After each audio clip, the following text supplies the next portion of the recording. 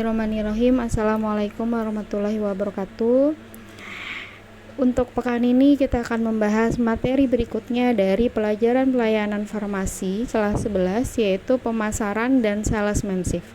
Pemasaran atau marketing. Silakan dibuka dulu buku modulnya biar lebih nyaman disimaknya dan kalian mudah memahaminya. Silakan dibuka modul dari buku pelayanan farmasi jilid 1.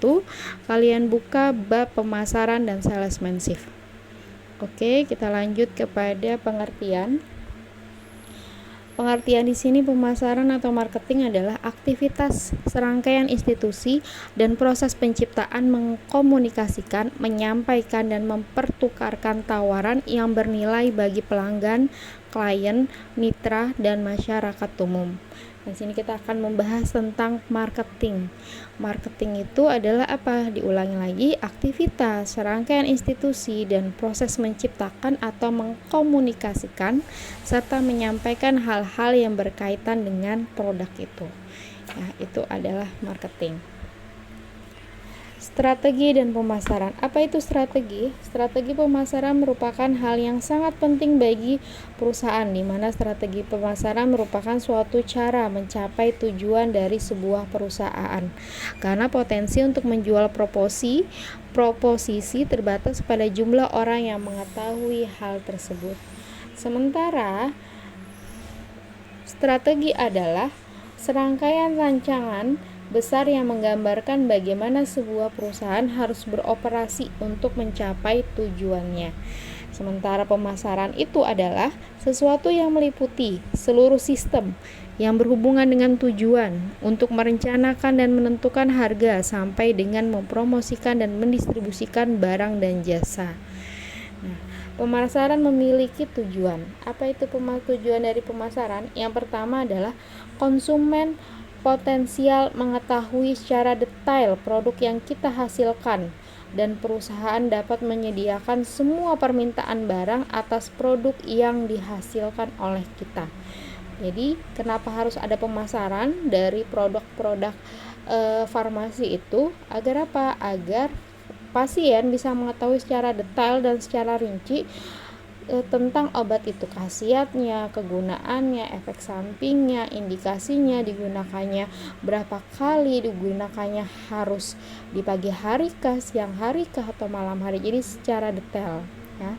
Yang kedua adalah tujuan dari pemasaran. Perusahaan dapat menjelaskan secara detail semua kegiatan yang berhubungan dengan pemasaran. Yang ketiga, mengenal dan memahami konsumen sedemikian rupa sehingga produk cocok dengannya dan dapat terjual dengan sendirinya. Jadi mengetahui pasar ya. Ketika pemasaran itu dilakukan, otomatis dia akan mengetahui pangsa pasarnya itu seperti apa. Nah, strategi pemasaran ini dipengaruhi oleh faktor. Yang faktor pertama adalah faktor mikro, yaitu perantara, pemasaran, pemasok, pesaing, dan masyarakat.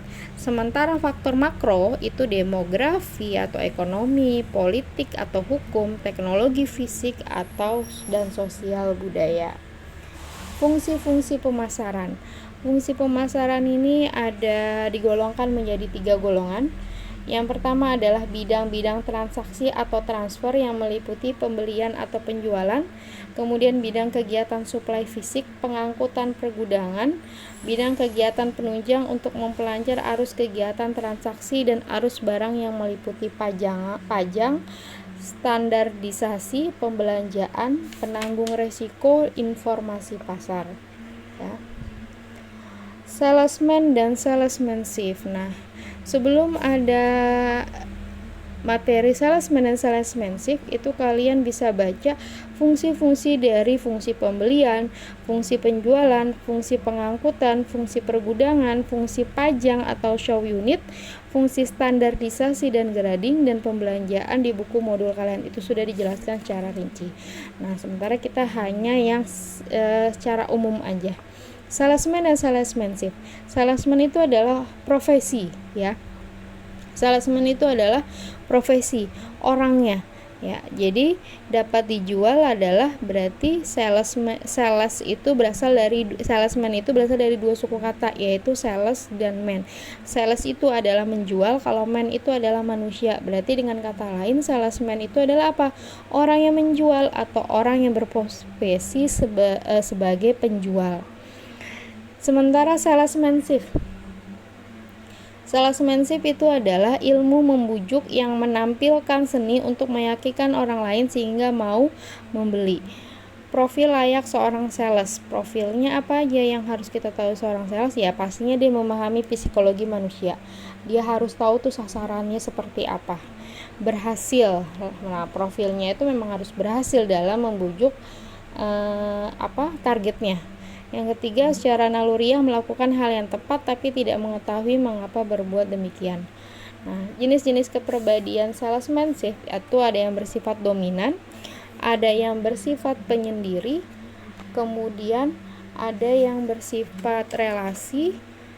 Jadi ada 3 ya, bisa kalian baca. Ini agak panjang di buku modul, tapi bisa dibaca apa bedanya dominan, apa bedanya relasi, dan apa bedanya penyendiri. Nah, next, teknik bernegosiasi dan mempengaruhi pelanggan. Nah, bagaimana caranya kita bisa mendapatkan calon pembeli? Nah, itu ada pertama kiat-kiatnya. Yang pertama, menciptakan suasana yang menyenangkan. Buatlah suasana persahabatan yang intim, besarkanlah perasaan hati konsumen dan lain-lain. Yang kedua adalah mengadakan pendekatan terhadap pembeli. Sifat-sifat penjual yang disenangi pembeli, pastinya dia harus jujur dalam informasi, pengetahuan yang baik tentang barang, tahu kebutuhan konsumen, pribadi yang menarik.